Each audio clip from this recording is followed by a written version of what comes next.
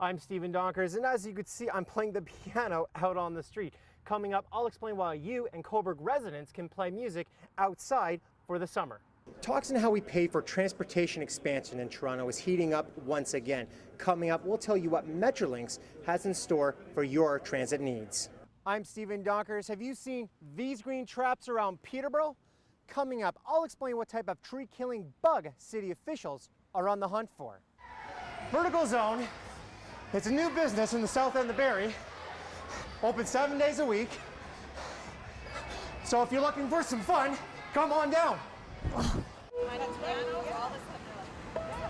Alyssa Falop came from Bob Cajun today to visit her grandparents in Coburg, but she came across a surprise in the downtown core.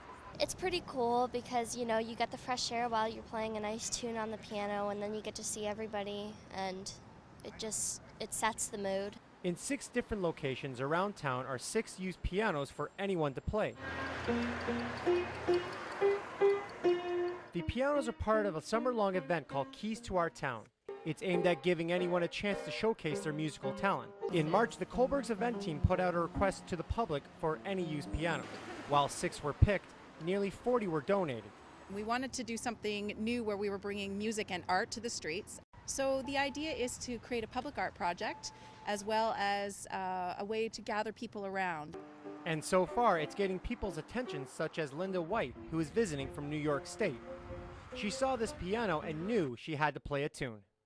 I was very surprised. The first time I saw one, I said, what's a piano doing in the middle of town? Then we saw a second one, and then we saw this one. So I was curious what the purpose was or why they were here. And I'm glad to find out that it's just for our enjoyment. Regardless if you're a skilled musician or you're learning to play the piano for the first time, you have a chance to play beautiful music outdoors all summer long. Stephen Donkers, Checks Newswatch, Coburg. These bugs may look harmless, but according to forestry supervisor Rob Fennell, these beetles are deadly for ash trees. Just look for yourself. All this damage was caused by this little species. In fact, these insects have been munching away on thousands of Oshawa's ash trees since 2011. Once you discover it, you find that it's been in the location for a few years, and the damage in the trees just explodes really at that time.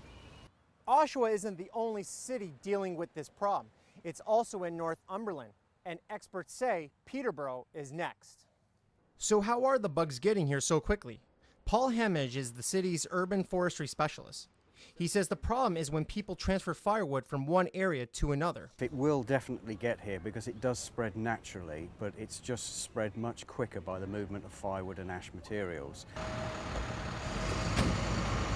And even though the insects haven't wreaked havoc on trees in Peterborough yet, Hemage and his crew aren't taking any chances.